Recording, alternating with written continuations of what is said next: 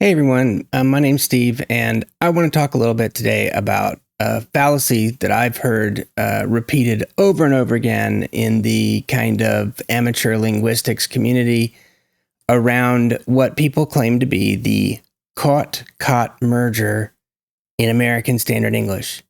I'm here to tell you that that is a lie. Don't believe it, especially if you're in England. You guys don't seem to be able to hear the difference, but I'm telling you right now, it is absolutely not, in no form, shape, or way, a standard attribute of American English standard English that we pronounce caught and caught differently, the same. We don't pronounce them the same.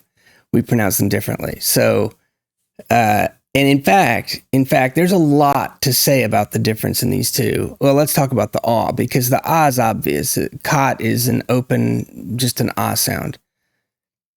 The aw sound, first of all, I believe Americans typically will tell you that they hear them the same and they pronounce them the same. If you ask them just overtly, do you pronounce this sound and that sound the same?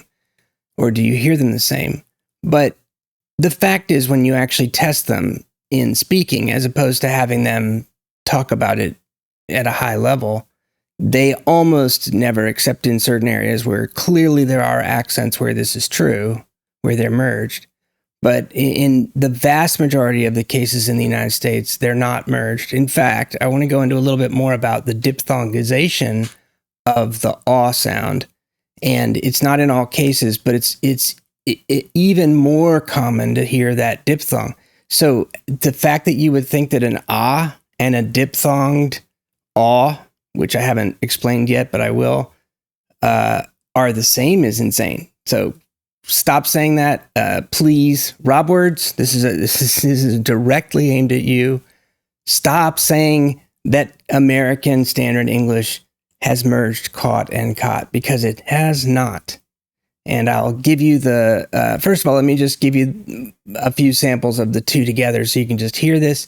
You'll hear the diphthong in it because it ends in T. I'll go into that in a minute, but I'm going to just do repeating 4 or 5 times caught and caught. Okay, here we go. Ready?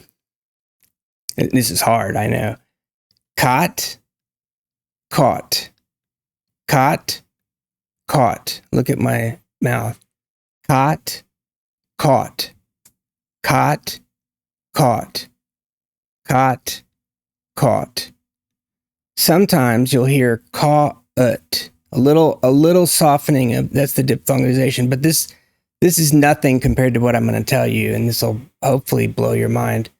But so if it's not obvious, those are two different sounds entirely, and I guarantee you 90% of all Americans say caught. They don't say caught. I caught him. They don't say that. They don't say I bought it. I bought it at the store. No, that sounds absolutely ridiculous. Can you imagine? I mean, talk. It's not talk. Talk is like the end of TikTok. If you say I talked, I talked. Well, this doesn't really sound good, but I talk a lot. I do talk a lot.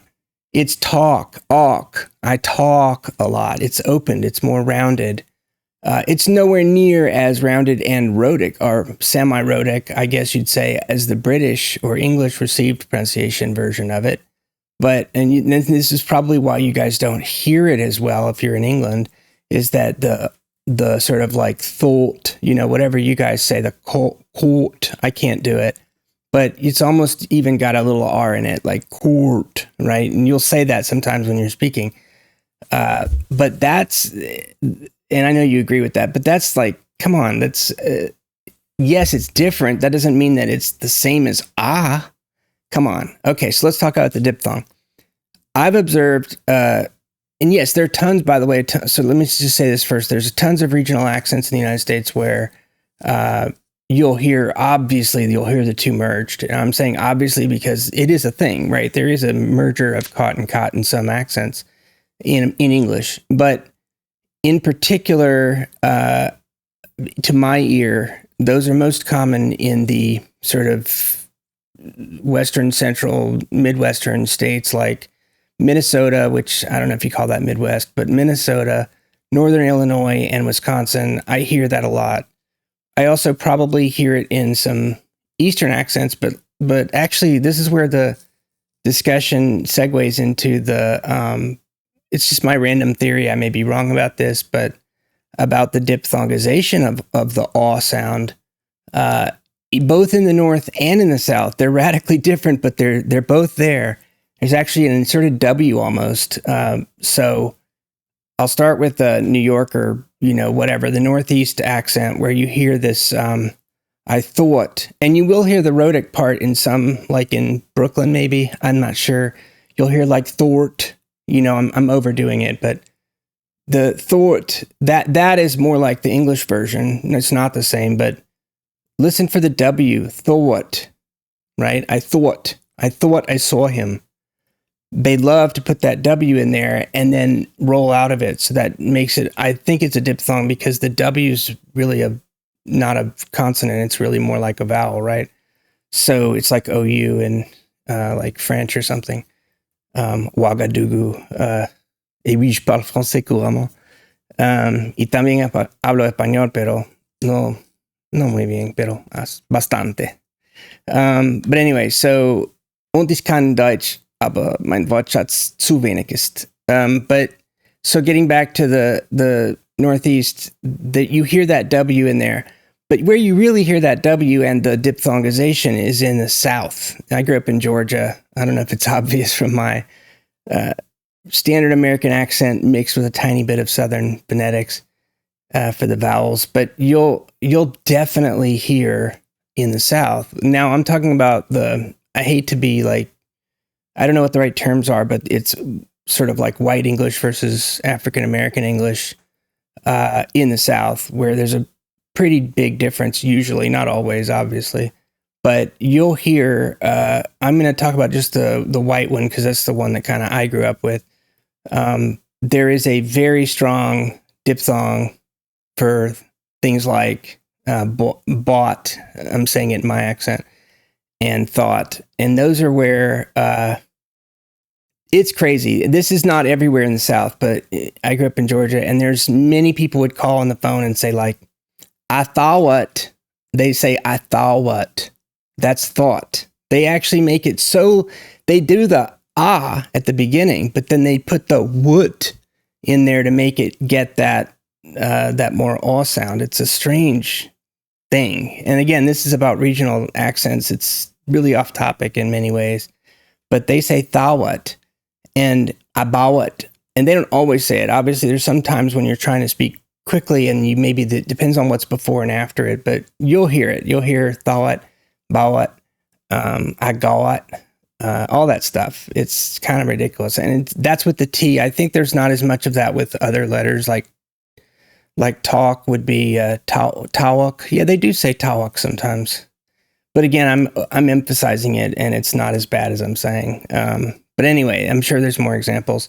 But that's interesting to me because what it says is that in the mind of the speaker, it's radically different than ah.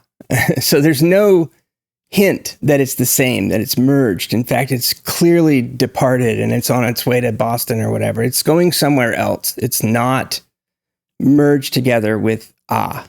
Okay, so stop saying that. It's just wrong. And yeah, that's not standard, but I'm just telling you that's, if you think about what's in the head of an English speaker in America with a standard dialect or standard accent, I mean, you will absolutely not, nobody, I believe, they may think they do, but they don't treat them the same way. So I think I've made that point. I hope I have.